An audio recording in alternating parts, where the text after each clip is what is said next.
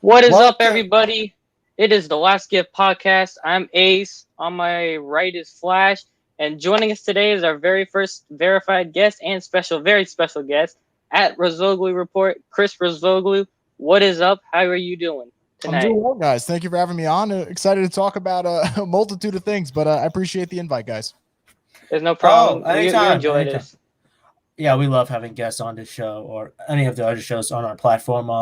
I'm gonna let everyone know a heads up. Our episode today is going to be a little bit different due to recent events with possibly COVID and stuff, and possibly with a major release that just happened in the movie theaters that we would love to talk about. So I'll let Ace talk about more about that.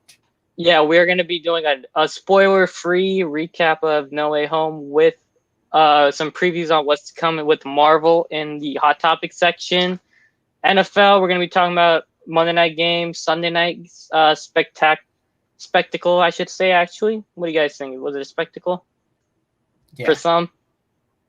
For Saints fans, punting, at least. It was a spectacle for the punters. That's what I believe it at. But we got some stuff going off in the NBA. There's injuries, some COVID stuff, postponements. A weird upset in the NFL, too. That is true. We're going to talk about that. A few of them, but there's one that catches my eyes, and ironically, it's not the game that y'all are thinking. Oh, okay. Well, on the big upset, with the biggest upset, I think I'm going to talk more about the Lions side of it than the Cardinals side, because I'm not going to talk about the losing team. I'm going to talk about what Detroit's been building up, and I want to see them keep growing. But, I mean, you guys know the drill. Be a friend, tell a friend, like, share, subscribe on YouTube. Head over to YouTube if you're watching this on Twitter on Penalty Talk. You're going to find us there, so you can leave your comments so we can interact with you guys. Y'all know what's up. But, yeah, with that being said, let's hit this intro and get going. What do you guys think? Hit it. Well, there's no peeps today, so you got to hit it. Yeah, I have to do it.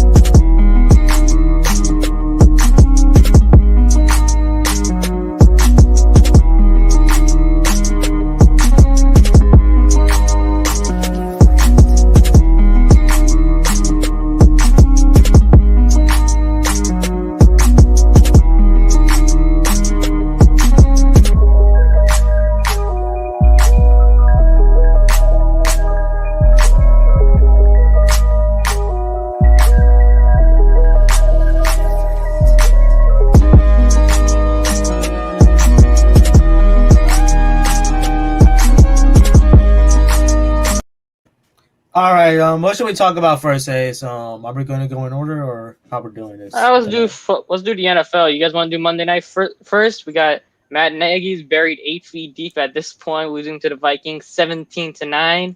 I mean, he ain't even buried it 6 feet. I mean, I'm saying he's going. I want to know how Matt Nagy is still employed. That's what I want to know. How is Matt Nagy still employed after we see Urban Meyer get fired after only having 2 wins and having trouble in his own locker room? That's what I want to know.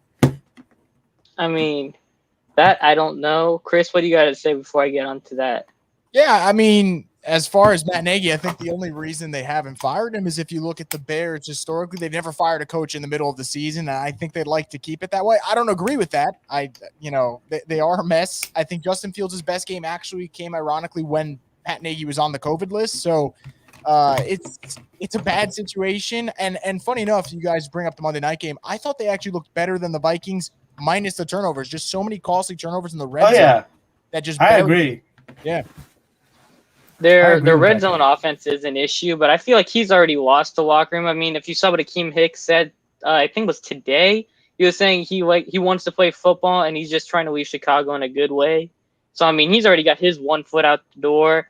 I mean, I can't see Allen Robinson even re-signing there this offseason. I mean, the way how his season's gone, I mean, you just got to hope he doesn't have what happened to Chris Godwin and getting an injury to probably potentially mess up what kind of contract he's probably going to get.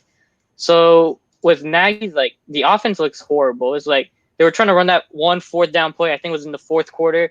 The guys didn't even know what position to line up in. They were like all over the place and it gets blown up. And you're like, it's a dumpster fire right now in Chicago, and it's just like, wow.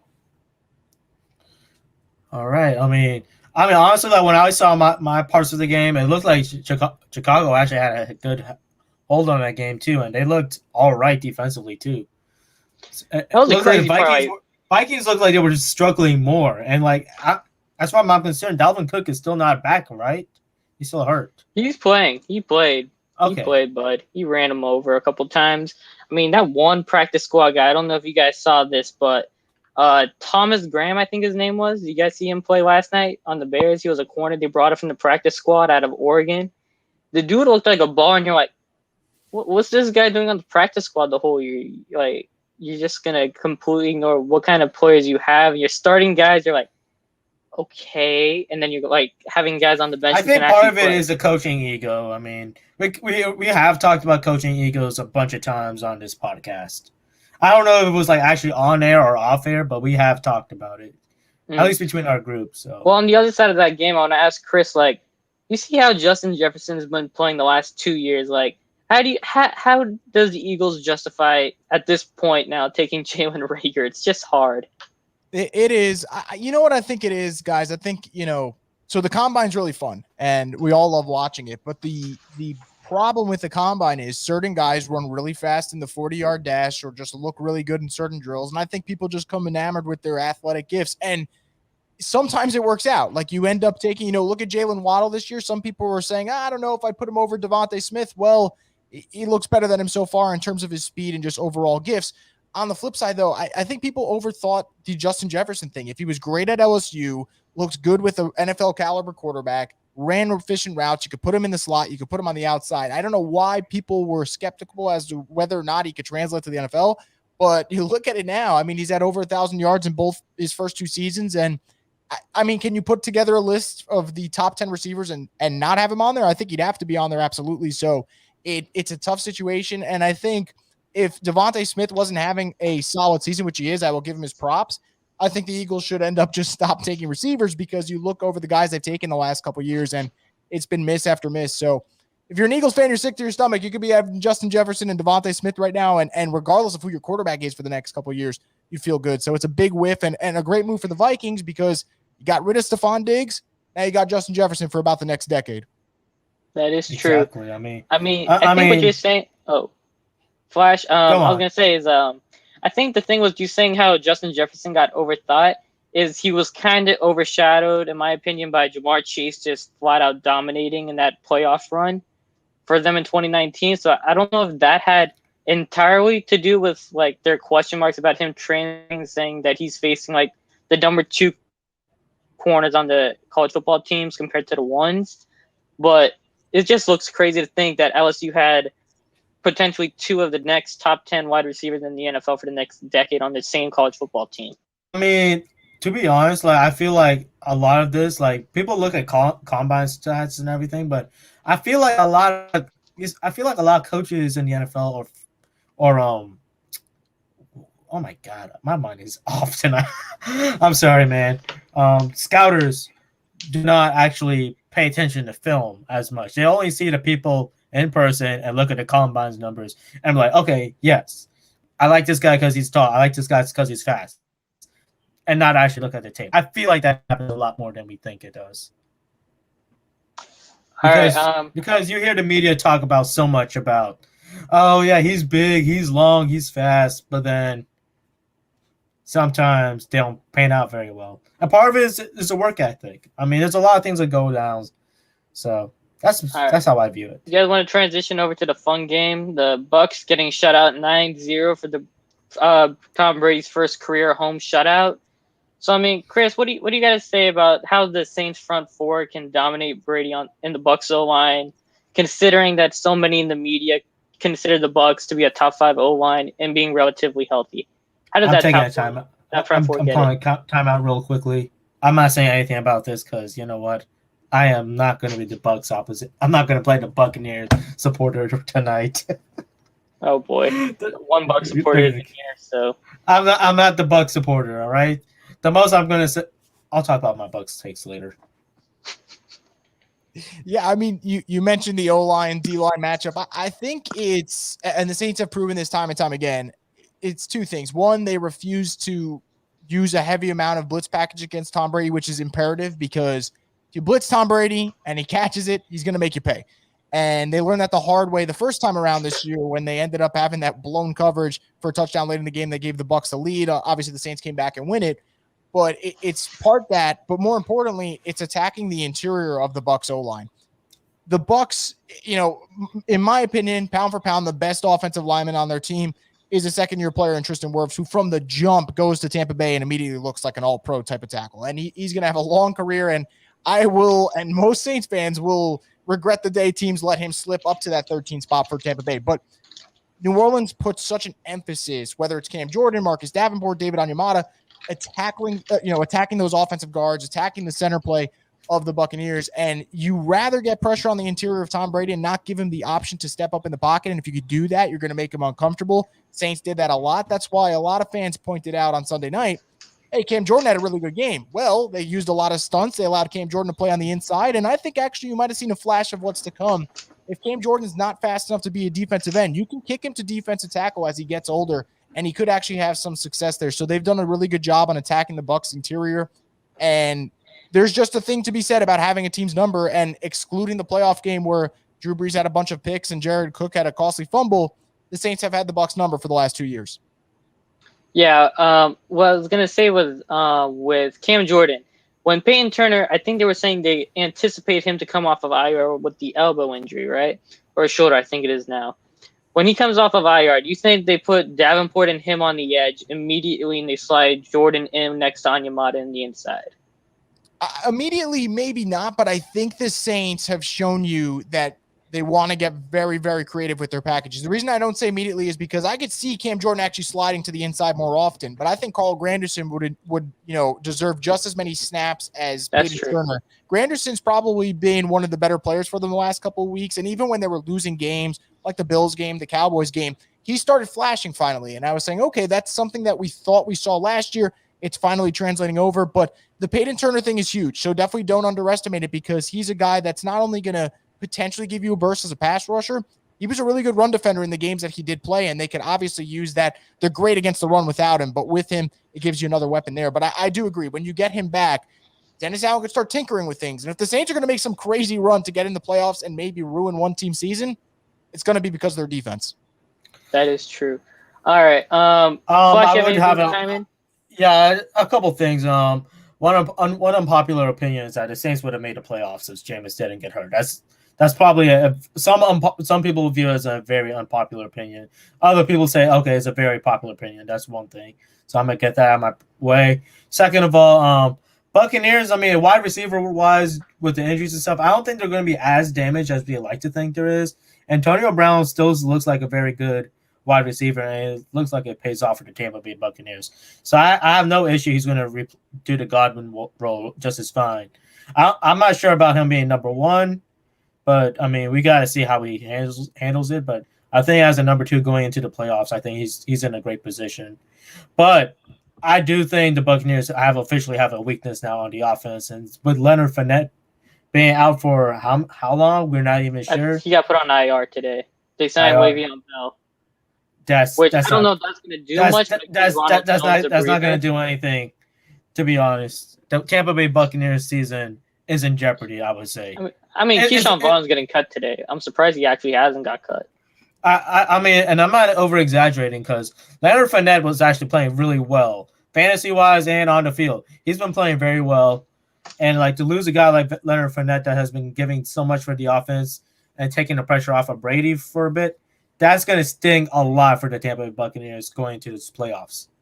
The Tampa Bay Buccaneers defense is going to have to step up a lot to cover up for this in the playoffs. That's how I view it as of right now. All right, let's keep it moving. All right, so you brought up the Chris Godwin thing. I wanted to get your takes, both of y'all takes on this. Well, I mean, so we've seen the play where PJ Williams tackles him, right? Well, PJ put on his Instagram story today. He's like, I'm not a dirty player, and that's just how I play. And he posts a bunch of highlight plays of him tackling guys low because, I mean, he brings up a good point. Where are the defenders supposed to tackle these receivers now? Because if you target them in the head or shoulder area, they're going to get called for a flag. If you tackle them in the ribs area, they're most likely going to bounce off unless you're a Cam Chancellor coming across the middle and popping them. And if you dive at their legs, it's a potential season-ending injury for, as we see with Chris Godwin, and fans call you a dirty player, even though it is legal in the NFL. So, I mean, what do you guys think? Where are they supposed to hit them, and what kind of solution do you guys think would be possible? Chris, you want to go first or Flash? Yeah, sure. I'll jump in real quick. I'll let him go. It's a tough situation, and you mentioned it, and unfortunately, the answer is kind of like in the question itself when you talk about this is what they kind of want you to do by the rule book. Like I saw Tom Brady went on the podcast that he does and talked about how they got to figure it out and they got to change it. And I get it on some degree, but the NFL is also not going to go back to their old rules and basically say, okay, it's a free-for-all in terms of hitting them in that head area. They're not going to go that way. And to your point, well, now do you penalize the defensive players if they go low? Then you have this small area where you can hit them. And to your point, you can bounce off a tackle to your midsection pretty easily compared to any other tackle. I think it's a tough spot. I think you have to leave it the way it is. I think, unfortunately, stuff like this happens. And with Chris Godwin, I mean, maybe it's a second difference where maybe it's not a torn ACL, maybe it's just a sprained knee or he avoids an injury altogether. I can't see them going backwards and letting people get hit in the head. I also don't know how you can start penalizing defensive players for going low because where else do you want them to hit him? I think the NFL's put themselves in a pretty tough spot in this situation. And I think it's only magnified because it, A, happened on Sunday Night Football when everyone's watching, B, happened to a really good player on a really good team that just so happens to have Tom Brady, and C, it's a contract year for him. And I think that magnifies. If it wasn't a contract year, I don't think people are feeling as bad. They're just going to say, you know what? Godwin will be back next year, and he'll be great, which, by the way, I think he will be great regardless. I think those are all the factors. But I just don't see how the NFL really changes this right now. It's an unfortunate situation, but they can't go back on what they have. I agree with him. There's not a whole lot you could do. I mean, a clean hit is a clean hit. So, I mean, you can hit low, you can hit mid, but you cannot hit the head because the head part is, I mean, in college football, you can get ejected for that. In NFL, it's a flag. So, I mean, that's just how it is. I mean, there was like no dirt. Okay, you know what? I'm gonna avoid the Jameis situation. Yeah, I'm not even touching. I'm gonna avoid it because like people will get touchy and all that. I'll get mad if I talk about it. So I'm gonna go on to this one. I still think the Jameis injury was worse because it was a bit more rough. All right, the Chris Godwin hit was clean, and there's Buccaneers fans out there that are saying it's clean. So, all right, you guys want to talk about this Dan Campbell and the commitment and the culture he's building? Yeah. So I was going to say, you guys want to talk about this Dan Campbell and what kind of culture he's building up in Motor City? Because, I mean, they had a rough start to the season, and they come out and they punched the Arizona Cardinals in the mouth, and they didn't let it up. I mean, that's I'm going to say this right now. Their franchise, and I think that's a slip-up game for the Cardinals. I mean, there's a bunch of them the Cardinals had, and they slipped up hard. Like, they slipped up to the Jaguars and stuff. This is the one with the Lions where it really stinged them a lot and hurts their playoff chances. And the Cardinals are in a very bad deep hole of their December woes of hitting them, and it's hitting them again this year. Obviously, except with the fact that they have Kyler Murray playing this year, unlike last year. But I like what Dan Campbell's doing. He looks like he really wants to win in Detroit. You can see it in his emotions and everything. So I gotta respect him for it. I think he is the guy moving forward with Detroit.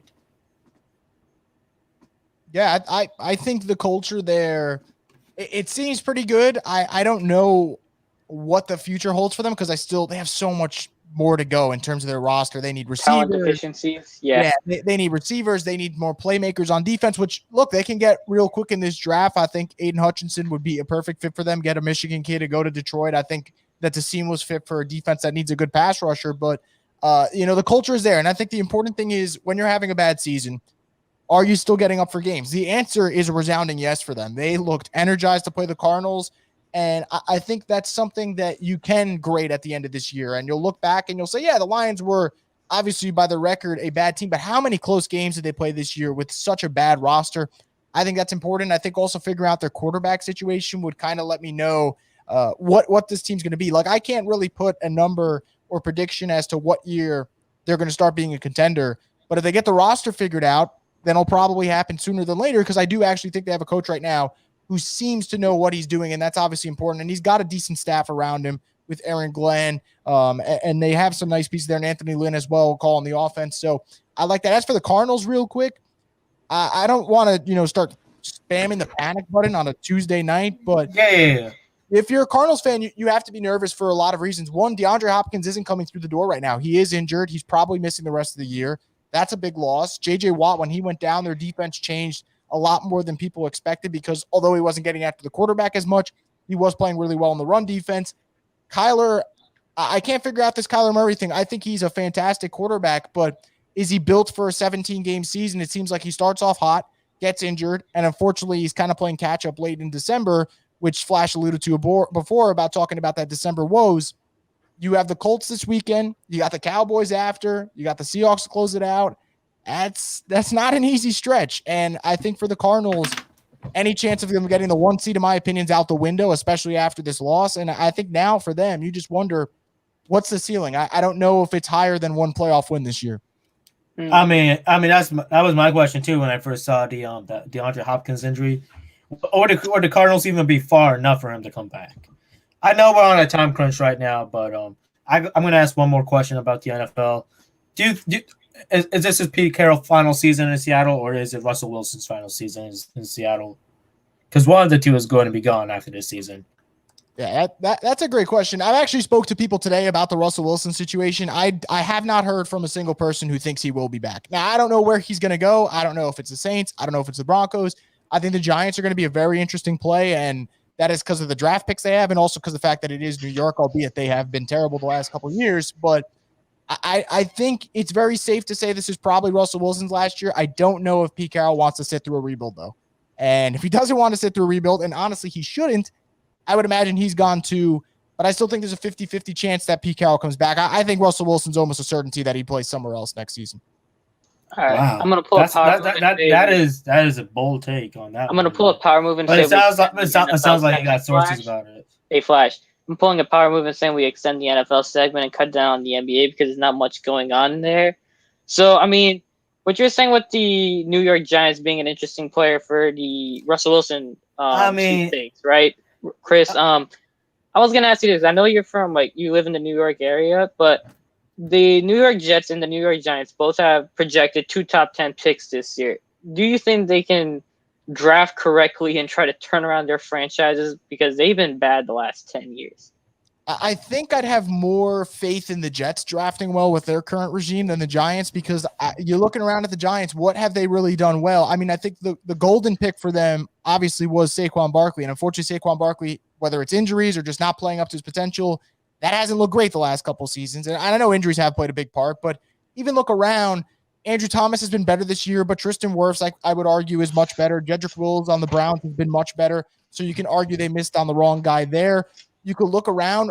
Daniel Jones, do we agree with that pick? No. Do we agree with Baker, the cornerback from Georgia, who they eventually had to cut because of legal issues? That was a waste of a first-round pick. They took a defensive tackle that really is a 2-down guy out of Clemson during that draft as well. So I'm just not liking what the Giants regime is doing. And if they change it, then even then I can't really give you a clear answer because then it would be a new GM and we have to figure out what his history and track record is. So that's why I think the Giants would be much more comfortable offloading those first-round picks if they can for a Russell Wilson. It makes it a lot easier to say, hey, our 2022 draft first round was Russell Wilson, not any of these prospects in a way of looking at it. As for the Jets, it's very easy to just bang on the Jets because they've been bad for so many years, but I've actually liked some of the pieces they got in this draft. I think Michael Carter's been a really fine running back for them. I think Elijah Moore's been a really, really good receiver when healthy.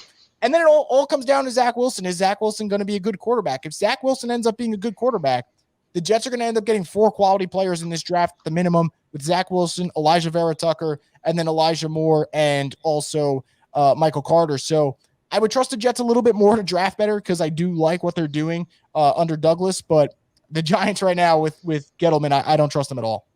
Do you think Gettleman gets fired at the end of the year? I would say this. If the Giants don't fire him, I can't feel bad for whatever comes next for that franchise. It's just like there's too many mistakes right now. Too many mistakes. And I'll put it this way. Saints fans always talk about cap hell and they got to get out of it. And they know that. the Giants are actually in a really bad cap situation coming into next offseason. You should not be in a bad cap situation if you're a bad football team. Usually the teams with bad cap situations are the Saints, the Chiefs, the Steelers, the Rams. People that are contending. Exactly. These contending teams that spend so much money. The bad teams usually have cap space. The Giants don't have any cap space, and I think that's just an indictment on a bad GM. I mean, honestly, like when I heard you say it about the New York Giants with Russell Wilson, I mean, that one is like, I'm trying to think how is that going to work. They have a lot of wide receivers when healthy, but I don't think Sterling Shepard's going to be back, not after the Achilles injury. I can't see him coming back, but they have Tony, they have Galladay, and I think they still have Ingram, although I don't know if he's re-signing there, but he's had an up-and-down career. But one more thing I want to ask is it's another quarterback situation. I mean, where do you think the Saints go? This is from Jay Peeps. He wanted me to ask you this question. Where do you think the Saints go at quarterback and receiver positions this offseason, given that they're the pretty much, I think, the two biggest needs on the team?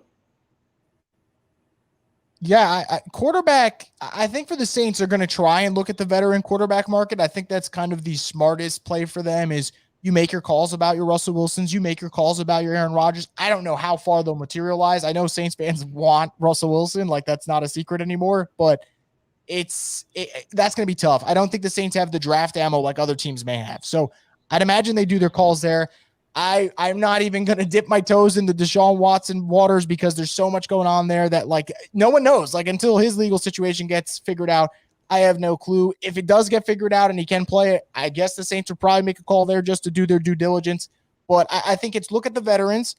And then I actually think the draft might be the next route. And the reason I actually say that is a lot of people's they're under the assumption, well, they can't get Rodgers or they can't get Wilson. Well, you could bring Jameis Winston back. And I don't necessarily disagree with that take, but Jameis Winston has a recovery process to get through. And I don't know if the Saints have any idea as to when he's going to be perfectly healthy, when he's going to be ready to go. And those are things to consider. And you don't want to go into next year with an uncertain quarterback room. So I think you're going to look at a guy like Kenny Pickett out of Pitt as a quarterback who, if the Saints don't get a veteran and they want a rookie quarterback, that would be the guy where they can follow the Mac Jones formula that New England's had, because Kenny Pickett's really good in terms of his timing, his anticipation, being accurate with the football. Actually has way better mobility than Mac Jones, so that actually is a nice factor there. Excellent. And he checks off all the boxes for Sean Payton in terms of how many wins he's had, the experience, and it's some weird checklist that Bill Parcells has, but the Saints actually use that when they were evaluating Ian Book. I'd imagine they use it when they evaluate Kenny Pickett. And I'm not saying he's going to be the Saints quarterback next year, but I would say it's veterans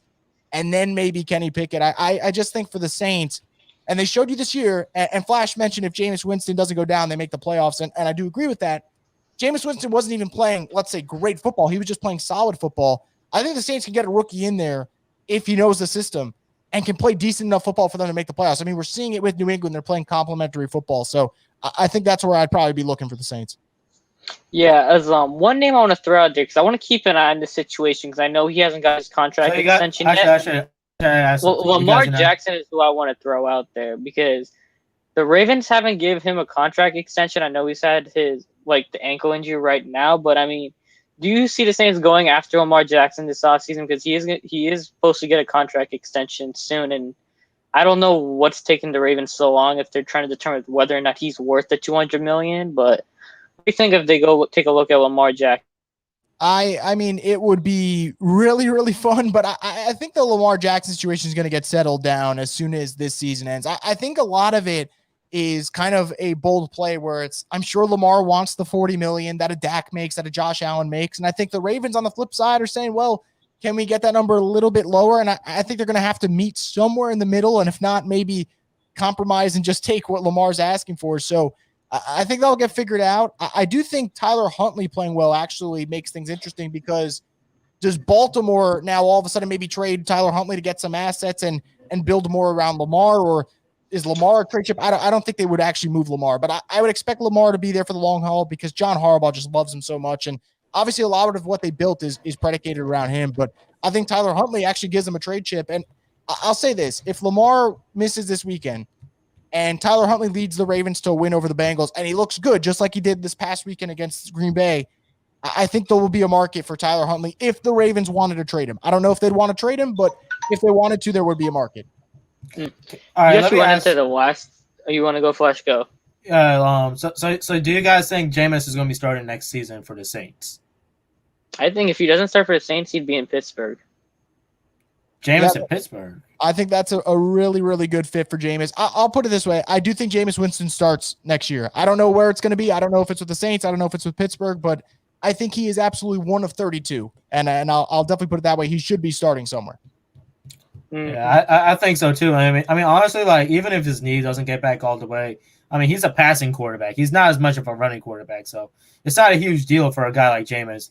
And we've seen Jameis this year. He's been very calm. He's been playing very well. Probably by best of Jameis Winston standards, if we're being honest. I think the only issue that I had was him with the Saints is that I didn't let him off his leash a little bit as the season earlier. went on. That was my. I mean, they let him off the. He was open. He was doing whatever he wanted in that Bucs game before he got hurt. Well, in that Bucs game, I thought that Bucs game was his turning point, and he was going to. All right, who's ready for some? I would love NBA to see him with Mike there? Tomlin. I think that'd be great. All right. So, Chris, I know you've been starting to follow more on the Pelicans. I wanted to get your take on what's going on with Zion Williamson with his setback in his foot surgery. So, I mean, where do you think they're going to go with Zion and David Griffin? Because I think David Griffin's going to go after this season. I don't have any like sources or anything. I just have that feeling like he's got to go after this season with the way how it's been the team's been underperforming. Yeah, no, and to your point, and obviously you guys don't even have to add like the whole sources thing. It's just you guys just being smart, reading the room and realizing it's not working. The moves he's made are not what they were hyped up to be. And I agree. I think David Griffin will be gone after this season. I think all that matters now, and it sucks because you don't want to be in this situation. You obviously want something to play for. But all that matters right now for the Pelicans is they figure out what's going on with Zion Williamson's foot. And I think a lot of it just has to do with he's such a rare athlete. I don't know if we'll ever see an athlete like him again where he's so big and so strong and he's so explosive. Yeah, that's actually a detriment to him because not that much power should be coming off a guy like that. He's just built so different. I do wonder how his foot's going to respond. If that means he's got to sit out January, February, and then maybe comes back in March and they only play him about 15, 20 games and they get ready for next year, so be it. That's what you have to do. That's all that should matter. But I do think that David Griffin's going to be gone. So much shuffling around. And even then, you know, everyone was excited about the Anthony Davis trade that they actually did get assets back. Sure. Who was the second biggest piece from that trade? Lonzo Ball. Lonzo's no longer there. Not saying that was the wrong move to get rid of Lonzo, but if you're going to trade an Anthony Davis, you want assets that you can use for the long haul. So far, I would say BI has really been the really big piece out of that. But I think Zion's the key here. When Zion's healthy, you guys saw last year how good he could be. I don't know what the longevity is for a guy like that, though. And the problem is, as he misses time, you look at a team like Memphis and how good Ja Morant is, you start to get a little bit of the what ifs and go down those scenarios. But I think really, if Zion can stay healthy, that's all that matters. I think they have the right coach. I really do like Willie Green, and I think he is going to be a good coach for a long time. And I don't want the Pelicans to make the same mistake I thought they made back then with Monty. I thought Monty Williams was always a good coach, just got a bad rap, and things don't go your way. I think Willie Green's the right guy, but they got to figure out the Zion situation fast. I mean, I'm gonna say this right now. I mean that the fact you brought up about the Lonzo thing. I mean, it looks like David Griffin's already in trouble. I mean, I wouldn't be surprised if he's gone midway or even towards after the season. To be honest, I mean, it just doesn't look good. And Zion, I mean, obviously they're trying to make Zion lose weight, but I mean, Zion naturally is a muscular guy, anyways. As it is a lot of weight to him, so you gotta wonder how healthy the guy is. Is it possible? I mean, I don't know. So we'll see. Maybe Zion could change his game. Who knows? I mean, I think it's evident, though, Zion is not going to be better than Ja Morant. But it's still kind of early, too, with these injuries. So it's hard to say, you know? I mean, you guys talk about Ja Morant. This was the craziest thing that happened last night. So, as you know, Memphis had the largest blowout of all time, right, in NBA history when they blew out the Thunder 73 points or whatever 2 weeks ago when Ja was out. So Ja makes his return last night to the court and they lose to the Thunder by 2 points. And he was telling a story and saying how fans were literally telling him, this game was in Memphis, and they told him to go back and sit down and I don't know if not I want to say rest up, but he's they were telling him to go back to the bench and not go back and play. It's what kind of thing is this with Memphis? I mean, I know they were winning games when Ja was out, but he's still one of those uber talented generational talent kind of point guards out there. It's why are you guys trying to be so I want to say bipolar as a fan base, but I'm gonna say this right now, Ace. that's I kind of mean, like overblown. when a player comes back from injury, there's gonna be like another adjustment period, and it's Yeah, gonna that's what take like. time for a team to readjust to having a major superstar to come back. So I mean, I would not even flip or panic or anything. No, I'm not panicking. I was just bringing up. I think the story. Memphis fans gotta chill on that one. It's ridiculous. You want to talk about something else? All right, we go. I mean, unless our guest has something he wants to say, then by all means. You got anything with Joe, or you guys want to talk about the Warriors? You guys nailed it. It's typical fans just being very eager. John's a great player, and the Grizzlies are going to be just fun. Yeah, I mean, so they came out. I think last week it was in between our last two shows where the Warriors said they're aiming for a home game to bring back Klay Thompson and James Wiseman. They're looking the first week of January, probably with all the COVID issues going around the NBA. So I mean, how much more dangerous do you guys think Klay and Wiseman are going to bring to the Warriors? I think they're coming out of the West. We've been saying this last couple of weeks. The Warriors are going to come out. Like, what do you think about that, Chris? Yeah, no. Right now, I like who else would you pick at this point with the way they're playing, the ball movement they have, the weapons that they have, and then adding to the fact that you're saying Klay's going to come back, Wiseman's going to come back. I think Klay.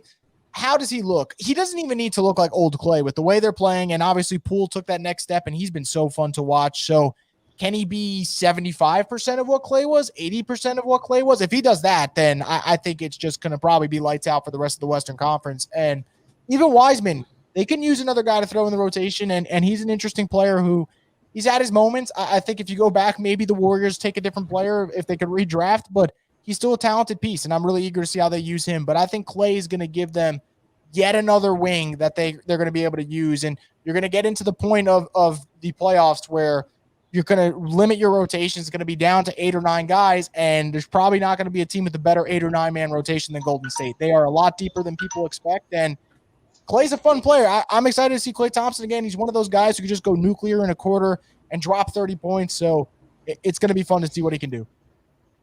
I'm going to say this. I mean, we all know. I think Thompson is still going to be a great shooter back. He's going to have a season. Defensively, though, I think the Warriors do need to look at someone defensively sometimes because Klay Thompson, I would not expect him to be as good of a defender or as elite of a defender, I should say, as he was back in 2016, 2018 before he got hurt. That's just a reality of the situation post ACL injuries. His lateral movement is going to be a lot worse. And lateral movement is a big deal when you're trying to stop a defender from going left or right or around you. So that's something I would watch out for. Also, what I'm also hearing is that that Poole might get traded too. What? Or I don't know if it's Poole or someone. It's someone on the Warriors might get traded when Thompson. I don't think they're trading Poole. It might be Moses Moody, if anybody. And Moses Moody's super talented, so I don't know if they do. I don't know if they just keep. I think they keep that team just how it is. But I mean, one last thing before we move on to the hot topic section is so the Lakers we know have been struggling so far this regular season. I mean, last week they started saying the reports saying that Russell Westbrook they were looking maybe to trade him at like I hate this thing where he become. Who started it? Some dude in ESPN. I mean ESPN had a thing out for Westbrook, but whatever. But ESPN was never this bad with Russell Westbrook. But now this is because Russell Westbrook is what their ESPN's golden boy LeBron James, and seeing LeBron struggle, it's Westbrook's fault. That's just how it is. I mean, all the Lakers fans seem like they like Russell Westbrook a lot more now than when they first saw him back in October. They have more embraced him now. But there are still a lot of Lakers fans who do not like Russell Westbrook. Unfortunately, that's how it is when I go out on Lakers Twitter and see how it is. Now does not mean there's a lot of Lakers fans who do. But there's a lot of them that just dislike him just because they just listen to whatever the media throws about him and everything. And as let me correct some stuff here. So it was Bleacher Report's Jake Fisher said they had the internal discussions, and Shams said that the Lakers are interested in Ben Simmons, and ESPN was the one who was talking about it. That's where I got mixed up. My bad. Just clarifying some stuff out there. But yeah. So honestly, you know what? I'm gonna say this right now. If the Lakers want to trade Russell Westbrook for Ben Simmons, do it. You know what? Russell Westbrook may have a better chance of winning a ring in Philadelphia. him and Joel Embiid might be a very unstoppable force. Milwaukee can't do anything about it if both of them team up. The lobs with Russell Westbrook to Embiid is just going to be lethal. And Russell Westbrook is going to have shooters around him in Philadelphia as well. That's just plain and simple. I mean, the Nets without Kyrie is going to stop him. Is Giannis is going to stop him? Giannis, come on, man. How many times do I say this? I mean, that's just how I see it. Hey, Flash, you want the guest talk, or are you going to keep talking? I know you got your thing about the Lakers. I'm letting my chest out right now. That's our whole show. We just tease each other the entire time, Chris. Don't worry about it. I'm letting my chest out on if the Lakers were to trade. All right. Now, he's a big Westbrook fan. That's how he goes. I mean, yeah. So, Chris, what do you guys say about this whole Westbrook thing? Like Anthony Davis being out with the MCL issue. Also, one more thing. Anthony Davis needs to step up. When he comes back. Yeah, when he comes back. People are blaming Westbrook more than AD for AD's lackluster play. Yeah, I think that's it. Like if you're gonna pin it on one guy, and I hate pinning it on one guy, but I guess this is like the nature of the business that someone has to take the blame. But it is. But I think Anthony Davis is the guy that has to take a lot of the blame. And the reason I say that is so Lakers win that championship in the bubble, and that is great. And then after that, going into the offseason, ever since, the Lakers have tried to build the team around Anthony Davis, thinking he'd take that next step and he'd be that number one, and he would be their go-to guy for every big moment. But there's a problem. One, he isn't healthy enough to always be that go-to guy. And then two, something about this year, I mean, he's shooting about 19% from the three-point line. He's not shooting well. He just hasn't come up big in those moments. And I thought early in the year, the Russell Westbrook complaints, I'm not going to say they're warranted because when you go to a new team, there's an adjustment period. Yeah. And more importantly, when you play with LeBron, there's an adjustment period because LeBron is obviously a ball-dominant player and you have to adjust to his game. But I thought the Mavericks game was kind of the turning point where I thought, okay, Westbrook's starting to make the right reads. And look, would you rather have Westbrook or would you rather have Kuzma, Caldwell Pope, Harrell? I would rather have Westbrook. That's just the way I see it, obviously. It's about the Anthony Davis thing. If Anthony Davis is playing at a great level, LeBron's still one of the best players in the league. That's not a question. Whether or not people like him or not, the guy still puts up great numbers when he has to. Westbrook, again, he can put up great numbers when he has to. Davis has to be better. Can they kind of just, I would say, stay afloat while he's out? If they could stay afloat while he's out, he gets the rest he needs. Maybe that's him crossing out his injury for the year and he could stay healthy the rest of the year, and maybe that's the way it goes for them. But he's the guy that needs to step up if they're gonna reach their full potential. I want to say two more things because I know we are going into hot topics. No more things. Come on. Two more. One. Two things. Deal with it.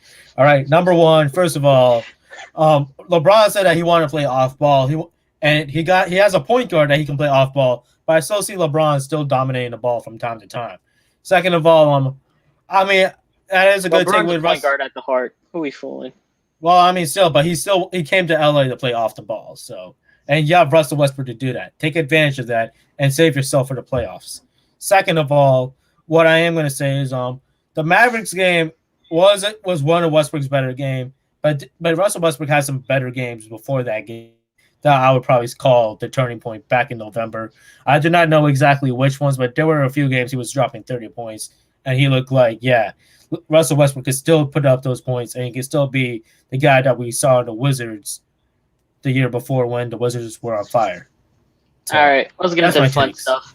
All right, I want to do the fun stuff. Yeah. All right. Football. So this is the question I want to get from Chris most. So, do you think Spider-Man: No Way Home was better than Endgame, and is it the best movie portrayal of Spider-Man that you've seen, or where do you rank it?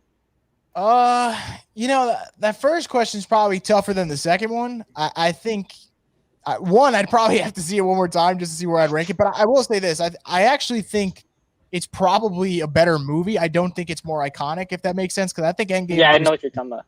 Yeah, it's just like a culmination of 22 movies, and it is what it says it is. It's the end game of that story through the first three phases, and everyone obviously loved it.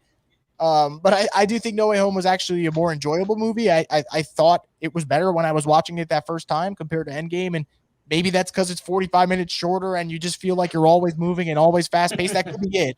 But yeah, as for best portrayal, I don't know. It's up there. Like I really, really did enjoy it. People who follow me on Twitter know that I've had an issue with the way MCU has handled this character, and I thought they fixed a lot of the complaints that I had. I thought they were, show that he has to be on his own and he needs responsibility. I think that's a really big thing. I would say this, though. I think Spider-Man 2 and Into the Spider-Verse, if you're just saying portrayal of the comic character, I think those are probably still better portrayals. Doesn't mean they're better movies, because I think No Way Home is definitely worthy of being in that conversation, but I think the other two might be a little bit better of a comic book portrayal. Yeah, so I'm gonna say why I preferred Into the Spider-Verse, and then I'll let Flash do why he prefers Spider-Man 2. So what was me for Spider-Man Into the Spider-Verse, it was the whole story of Miles Morales and how he's trying to struggle between his heritage and also becoming the next Spider-Man after seeing Peter Parker getting killed right in front of him, essentially, and then having to deal with the challenges of trying to be a hero while learning the differences of his powers and whatnot, and then having that culminate into the ending where he's bonded with Peter B. Parker and how his story is coming into acceptance with MJ in his timeline or universe, what I want to say, and then becoming friends with Gwen and not making it straight romance. That's what just made, and then the way how they did the animation style, I was just like, holy crap, man, this thing is awesome right here. I was like, oof. I think you need to rewatch Spider-Man 2 because, I mean, there was this one. Look, listen. Peter Parker was losing his powers because he could not bear the stress of being Peter Parker and Spider-Man. Yes, he lost his powers, but in heart, Peter Parker was still a hero even when he did not have the superpowers. Right? When he literally saved like a little child from a fire during Spider-Man 2, I mean, that right there is one reason why I personally think Spider-Man 2 was just better. It's just there was like a lot more fabrications of a story in it. And that one example of Peter Parker saving like a 2-year-old in a fire without being Spider-Man and without having his powers shows a lot about Peter Parker and his character development. As much you wish he had his Spider-Man powers in that situation, he does not have that in him. Now, second of all, I do agree with what our guest has said just now about Endgame is going to be a more iconic movie, but No Way Home is a better movie. Even though as much I'd like to say No Way Home is more iconic because it has all 3 Spider-Mans in it in one film from 2002, and now that Tobey Maguire's Spider-Man is now officially part of the MCU, and it's the oldest movie in the MCU now officially. But still, anyways, I'm going off the hook right now. But and Winter Soldier is still the best MCU movie in my opinion, but that's another topic for another debate for another day. But I must say though, just seeing like how all 3 Spider-Mans get along with each other, that warmed up my heart a lot. All right, moving on. I didn't spoil. I know you're not spoiling anything, but we're not gonna go into it too much about what's actually going on in the movie. But there's a lot of in there. I'm going to say this about the movie. The movie's nonstop. It does not slow down like how Endgame did. You're always on your seat, and there's always something happening in that movie. Something new's popping up. Yeah. One arc finished, another arc begins. It goes on. It's a fun roller coaster ride. I'm going to leave it as that. So if JP was here, he'd have the banner up for this question. So what would you want more, North America? The Amazing Spider-Man 3 or a Sam Raimi Spider-Man 4? And given that J. Peeps isn't here, the band is not going to show up. But guys, I'm going to leave that question for you guys to answer. Chris, you want to go first? Up. You're in charge of the thing, Ace. Okay, I'll figure it out while you guys talk. I'll let you go first. You're our guest. I mean, for me, I think this one's kind of easy, but that's just my opinion, obviously, and what I would rather see. I think I'd rather see Amazing Spider-Man 3. I'd like to see closure to what was a very open ending Amazing Spider-Man 2. Obviously, that movie's got a lot of faults. I'm not gonna, as much as I like Andrew Garfield's Spider-Man, I'm not gonna just sit here and lie to myself and say it was a good movie. I did not think Amazing Spider-Man 2 was a good movie, but you have an actor who loves the character, is great at being the character, and I think you can do some interesting things there. And look, if we're not going to get, and again, this isn't even a spoiler, this is more so just having no idea what Marvel's doing next. If we're not going to get Tom Hardy's Venom versus Tom Holland's Spider-Man, well, can we like finagle it and make it Tom Hardy's Venom versus Andrew Garfield's Spider-Man? I think you can probably do something like that. And for that alone, I would rather have Amazing Spider-Man 3. I think with the Raimi trilogy, for all the faults that Spider-Man 3 has, there was still some closure. And I think that Tobey Maguire's at an age where does he really want to come out and do a full-on movie? That's a lot of work as compared to having a supporting role. So I would rather have Amazing Spider-Man 3. It would be nice to say that all 3 Spider-Mans have at least had 3 solo films, but we'll see what happens. Can I go first? I want to say something first. So with the Tom Hardy Venom going with Andrew Garfield, I mean, I don't think that's totally out of like a ballpark question, because if you noticed in the movie, can I say something, please? Let me finish here. In the whole movie, there's only 2 universes that characters come from, essentially: the Garfield universe and the Maguire universe. And when you think about Venom, I mean, Venom is the only one that you're like, okay, which universe is this in between? I mean, Venom, if he was in Andrew Garfield's universe, he would be in San Francisco. Garfield's in New York. I mean, there is a chance you would never even know that the 2 of them are in the same universe at the same time. So I mean, it's not out of the realm of possibility that happens. Here's a few things I want to say. To answer the question, The Amazing Spider-Man 3, as our guest says, it's a very open-ended ending from Amazing Spider-Man 2. While Tobey Maguire, there is some closure to his story, and in No Way Home, he admits that everything's overall fine with him and MJ. So I'm just going to throw that out there right now. And to the second thing that you were talking about, Mr. Flash, is that when we saw the trailer for Morbius, you see the Oscorp building from Morbius. You saw the Oscorp building from The Amazing Spider-Man, and there's also saying that Morbius is also in the same universe as Venom. Therefore, if you see the same Oscorp building in Morbius, and that Venom, I'll let you go with that one. That's a trailer. And that Venom is also in the same universe as Morbius, doesn't that make Andrew Garfield Spider-Man already in that world? That is a good point. Does that mean? I think Sony has already planned this from the get-go by showing that Oscorp building. No one has said it yet, so I might as well be one of the first people to say it. I give you props for that one, Flash. So I mean, I think it's already in plans. I mean, a Spider-Man 3 with, or like just a movie with Andrew Garfield and keep it moving. And Tom Hardy. That's actually going to be a whole lot of fun. So all right, we're pushing at 51 minutes here, Flash. So I'm going to keep this moving faster. All right, so where do you guys think Hawkeye as a show ranks overall in the shows that Disney Plus has made? And what do you think makes it so good? Like, keep it under 20 seconds or preferably 30. Keep it going fast. We're playing time limits now. Boo. Yeah. You talk a lot, so you got to go. Chris, you want to go? I know you were saying you like Hawkeye a lot, so I wanted to know why you like Hawkeye so much. Yeah, I'll keep it quick. For starters, I really love the Hawkeye arc where you have him still kind of mourning about Black Widow. I think that's a great thing, and you can continue to build off that. The second reason is if you're going to introduce a new character, it better be a really intriguing character who everyone can love, and I don't see how you can't love Kate Bishop. She's just so fun, and obviously Haley Steinfeld's great, and they picked a great actress for it. So Kate Bishop's been great. I think the tease at the end of episode 5 for any fan, whether you're a Daredevil fan, comic book fan, I don't care. You have to be excited about that. And I think even, bringing back Florence Pugh as Yelena, that gives it a little bit more humor, a little bit more of a spark. So I just think overall, I feel like the stakes are a little bit higher. And more importantly, it feels more like a movie than the other shows, I would say. That is true. I mean, the one thing I didn't like about like Loki is you have to continually wait and it's like keep building, but it's like every episode you're not getting anything until you finally got to that episode 10. Like that's where everything just all hell broke loose essentially. But in Hawkeye, like there's something new in every episode of the story, and it's just like almost every episode's like a little movie of its own. And then with Yelena and Kate Bishop in that apartment scene where they're just going from comedy to dark, tense, like seriousness about Hawkeye, you're like, oh, this is interesting right here. So you're like, all right, this is actually something interesting. I'll say this about a Hawkeye series. It does make you want to see more. There's always something more happening, something that you want to stay to your butt and like binge watch the whole thing. That's the thing about Hawkeye that makes it so good.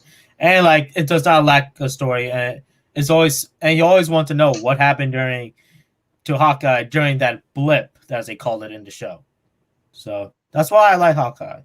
I think it is one of the top Disney Plus shows that they have made, and The Mandalorian. I'm willing to go that high about Hawkeye. All All right, so I'm gonna go quick on college football. So, Chris, who do you got for the playoffs to go with? So, first, what Georgia, Michigan? Yeah, Who do you? I'm gonna go Georgia with that one, and I would rather see Michigan. I think Michigan would be the better storyline. I think Jim Harbaugh obviously draws a pretty good crowd, whether it's from your media stories or just pretty much just everyone on Twitter, whether they're rooting for him or just harping on the guy. But I think Georgia's defense in this matchup is going to find a way to bottle up Michigan's ground attack, and if they can do that, I think they'll be in fine shape. It is worth noting that JT Daniels did test positive for COVID. I don't know if he'll be ready to play in time or if that gets Stetson Bennett in a COVID protocol situation as well. And if that happens, then obviously that would change a lot of things if Georgia doesn't have a number 1 or number 2 quarterback for this game. But I think Georgia's defense is going to bottle up Michigan's offense overall. All right. So what about Cincinnati, Alabama? I don't know how that game's going to favor Cincinnati at most points in it. It's going to be hard. If Cincinnati makes it entertaining, I think that would be the best possible scenario for college football and also the group of 5. If Cincinnati can just keep it close, and by keeping it close, like if they lose 34-24, that's a respectable loss. If they lose this one, I don't know, like Notre Dame, 41-10, it's like, okay, which is probably the route it's going to go. If I'm being honest, I think if John Mechie wasn't hurt and didn't get hurt in the SEC championship game, I think I would just hammer the spread for Bama in terms of what they can do. But obviously you take him out of the game, that's going to hurt. But I just can't see a scenario where Alabama loses this. All right. I mean, what do you think about Bo Nix going to Oregon and Max Johnson going to Texas A&M? I mean, Saints fans hate Max Johnson. LSU fans hate him. I mean, was that hate warranted? Just go quick on it. I mean, I think it's not warranted, but I'll put it this way. You never want to be the guy after the guy. Like that is a really big thing. And that's something for Max. That is something for Miles Brennan. Who the hell wants to be the guy that follows up Joe Burrow and the act that he had at LSU, which was nothing short of phenomenal. And that's so tough. Like you don't want to fill in those shoes. It's impossible to fill in those shoes. And Max had some really good moments. It's a shame that that's actually where he ended up now for LSU fans because they have such a big rivalry with A&M. But I think he's going to add some intrigue to that rivalry. I don't get the hate. At the end of the day, they're still college kids. They're making decisions that they believe is in their best interest, and I understand it. As for Bo Nix, I think that's the more interesting one. Bo Nix, if he can get going with Oregon, obviously you got a new coaching staff now that Cristobal left. Maybe that makes them a little bit more intriguing. Oregon obviously this year was always in the playoff hunt, but I never found them like a must-watch team. There was never a time outside of the Ohio State game that I said, you know what, let me sit down and I really want to watch Oregon. Maybe that changes. I don't think Bo Nix is necessarily a good football player, but he is an entertaining one. So I'm interested to see what he does with the Ducks. All right. Flash, you got 20 seconds. Go. So what? For the transfers. Just talk about the transfers. You didn't even let me talk about the playoff games. Well, you already talked about the playoff games back in 2 episodes ago. You already did your breakdown. Yeah, and you still have another week. Chris is here on one-time show. Like, come on. Maybe we'll get him back another time. But what do you think about? I hate you. I hate you. I hate you. I completely hate you. All right. Now, anyways, on Bo Nix, I mean, we know Bo Nix, like he plays good at home, but out of the way, he's like hit or miss. I mean, that's the thing. So Bo Nix is an interesting thing. He had a good season this year until he got hurt. That's the thing with Bo Nix. Like I was like, okay, maybe Bo Nix might be an okay player. So, I mean, we have to see how that goes in Oregon. Yeah. And Max Johnson, I mean, no comment. All right. No comment. How could you transfer from LSU to Texas A&M? I mean, because Miles Brennan's there and Walker Howard's coming in next year. So that is. Yeah, Max Johnson wasn't good in LSU. You decide to transfer to rival school. That's actually kind of hilarious. All right, one last thing. I do want to say one thing about Cincinnati. Yes. Oh, okay, go. 2 seconds. I still think Alabama is a little bit more vulnerable this year compared to other years. Now they may have looked good against Georgia, maybe because of mind control, but there has been some suspect games with Alabama this year. And Cincinnati, yes, they may not have any 5-star talent on that team, but they do have some very quality players. Cough, cough. Jerome Ford, a former Alabama player, is playing superbly well in Cincinnati, and I'm gonna say it again. That's a guy you'll want to keep an eye on, other than Desmond Ridder and the Cincinnati defense. All right. I think Jerome Ford is going to make that game interesting. All right, guys. So we're gonna talk about the South Carolina Celebration Bowl tomorrow. So you stay tuned for that because we're gonna have a special edition of Run and Gun tomorrow at 8. So keep in tune for that. But I mean, thank you, Chris, for coming on the show tonight. It was an absolute blast to have you on. I mean, there's just one question I ask you before you leave is like, how awesome was it to interview Drew Brees that time? Like, how did that feel?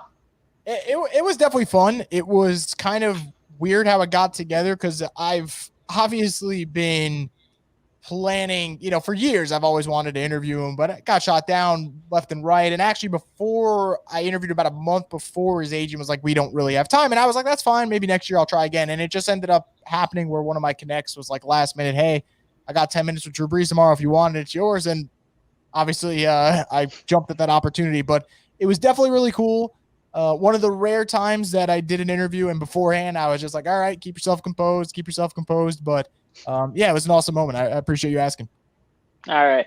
I mean, Flash, you got any more questions for Chris before he heads off and we go I off have into the nothing sunset much. tonight? I mean, I think I have everything I want to talk about with Chris. Well, I mean, he's happy once you talked about the Seahawks and the Lakers. I think he was good. Well, Am I there's wrong? others. I got my answer about Jameis Winston. What you guys think?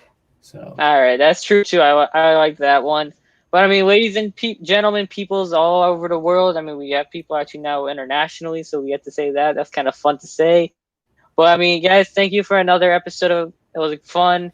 I mean, we have more people on Twitter, I think, than YouTube. But for some reason, I never understood why. But it was good. But I mean, like, share, subscribe, be a friend, tell a friend. That's the motto of the show. You guys know how it rolls. Remember, we have, I think, Freddie Stevenson's coming on tomorrow for Run and Gun to interview with Jay Peeps, former FSU linebacker, or fullback, my bad. Used to be the fullback for Dalvin Cook back in FSU days with Jameis Winston. So keep in tune for that one. That's going to be there. Good. That's going to be special edition because and I cannot wait to see you guys talk about that little celebration bowl that went on with it. Yeah, that's going to be fun. That's gonna be fun talk with you champs. You guys know what's up. We go back to the roots. But that being said, have a good night, peoples. We'll see you again next week, Tuesday at 8. Thank you, Chris, once again. Have a great night. Be a friend, tell a friend. Edit. I gotta find it here.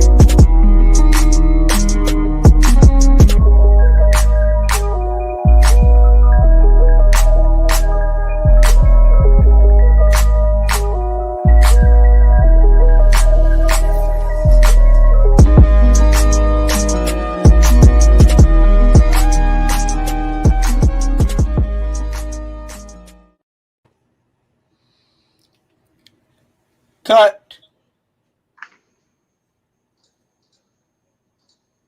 There we go. Extra time.